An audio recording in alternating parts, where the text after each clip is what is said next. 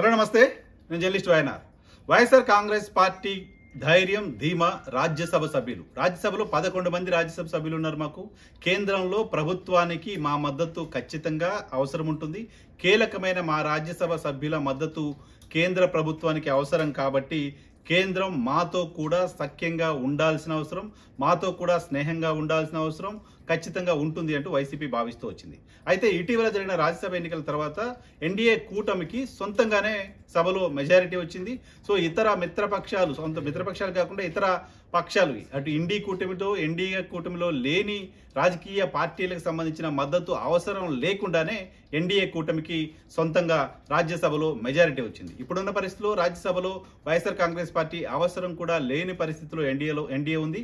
అయినప్పటికీ మెజారిటీ రాజ్యసభ సభ్యులు, మొత్తం ఆంధ్రప్రదేశ్ నుంచి 11 రాజ్యసభ స్థానాలుంటే 11 రాజ్యసభ స్థానాలు ప్రస్తుతం వైఎస్ఆర్ కాంగ్రెస్ పార్టీ చేతిలోనే ఉన్నాయి.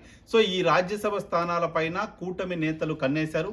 ఈ రాజ్యసభ స్థానాలన్నింటినీ తిరిగి దక్కించుకోవడం ద్వారా వైఎస్ఆర్ కాంగ్రెస్ పార్టీ నాయకత్వాన్ని అస్తవ్యస్తంగా మార్చాలనే ప్లాన్ కూటమి నేతలు వేసినట్లుగా కనపడుతోంది. దానిలో భాగంగానే తెలంగాణలో ఇటీవల ఒక ఇన్సిడెంట్ జరిగింది. దాన్ని బహుశా ఆదర్శంగా తీసుకున్నారో లేదా ఒరిస్సాలో కూడా ఒక ఇన్సిడెంట్ జరిగింది, దాన్ని ఆదర్శంగా తీసుకున్నారో తెలియదు. కానీ ఆంధ్రప్రదేశ్లో కూడా ఆ తరహా ప్లాన్ని అమలు చేస్తున్నారు. సో తెలంగాణలో ఏం జరిగింది, ఒరిస్సాలో ఏం జరిగింది అంటే, ఒరిస్సాలో అక్కడ బిజు జనతాదళ్కు సంబంధించిన ఎంపీ, రాజ్యసభ ఎంపీ, మహిళా ఎంపీ రిజైన్ చేసి ఆమె భారతీయ జనతా పార్టీలో చేరారు. భారతీయ జనతా పార్టీ నుంచి రాజ్యసభకు ఎన్నికయ్యారు. సో తెలంగాణలో రాజ్యసభ సభ్యుడిగా ఉన్న బీఆర్ఎస్ పార్టీ నుంచి రాజ్యసభ సభ్యుడిగా ఉన్న కేశవరావు పదవికి రాజీనామా చేశారు. ఆ పదవిని కాంగ్రెస్ పార్టీకి ఇచ్చేశారు. కాంగ్రెస్ పార్టీకి మెజార్టీ ఉంది కాబట్టి ఒకే స్థానం వచ్చింది. ఒకే స్థానం అభిషేక్ సింఘ్వి ప్రస్తుతం కాంగ్రెస్ పార్టీ నుంచి ప్రాతినిధ్యం వహిస్తున్నారు. 2026 వరకు ఆంధ్రప్రదేశ్లో రాజ్యసభకు ఎన్నికలు లేవు. సో 2026 వరకు ఆంధ్రప్రదేశ్లో వైఎస్ఆర్ కాంగ్రెస్ పార్టీ తప్ప మరో రాజ్యసభ సభ్యుడు ఉండే పరిస్థితి లేదు. కానీ ఈ లోపే రాజ్యసభలో తమ ప్రాబల్యం, తమ బలం, తమ ఉనికి ఉండాలి అని కోరుకుంటున్న కూటమి నేతలు రాజ్యసభ సభ్యులను తమ పార్టీలో చేర్చుకోవడానికి సంబంధించిన ప్రయత్నాలు మొదలుపెట్టారు.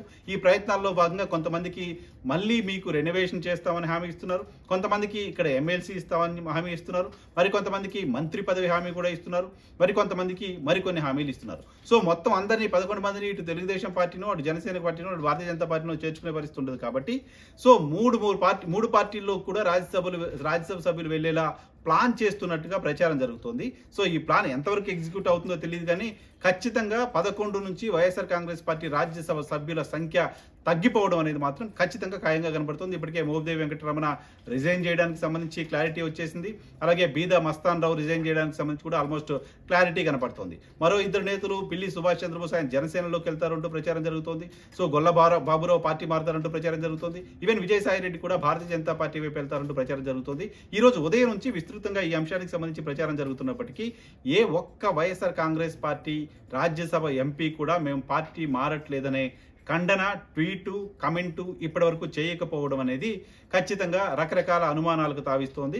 వైఎస్ఆర్ కాంగ్రెస్ పార్టీకి సంబంధించిన రాజ్యసభ సభ్యులను చేర్చుకుని ఆ పార్టీని అస్తవ్యస్తం చేయడంతో పాటు ఆ పార్టీకి సంబంధించిన మిగతా నాయకత్వాన్ని కూడా తమ పార్టీలో చేర్చుకునే ప్రయత్నం కూటమి వైపు నుంచి జరుగుతున్నట్లుగా కనపడుతోంది.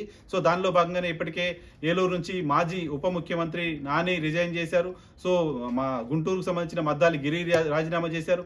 ఏలూరు కార్పొరేషన్ చైర్మన్ తెలుగుదేశం పార్టీలో చేరారు. అలాగే ఒంగోలుకు సంబంధించిన కార్పొరేషన్ చైర్మన్ తెలుగుదేశం పార్టీలో చేరారు. సో వలసలు చాలా పెద్ద ఎత్తున జరుగుతూ ఉన్నాయి. సో ఈ వలసలతో వైఎస్ఆర్ కాంగ్రెస్ పార్టీ పనికి అయిపోయింది ఇలాంటి ఒక ఇంప్రెషన్ ఇచ్చే ప్రయత్నం కూటమి వైపు నుంచి జరుగుతుంది. సో ఈ అస్తవ్యస్త రాజకీయ పరిస్థితుల నుంచి వైసీపీ తేరుకుంటుందా, వైసీపీ వీటిని ఆపడం కోసం, ఈ వలసల్ని ఆపడం కోసం ఏం చేస్తుంది అనేది ఆసక్తి కలిగిస్తోంది.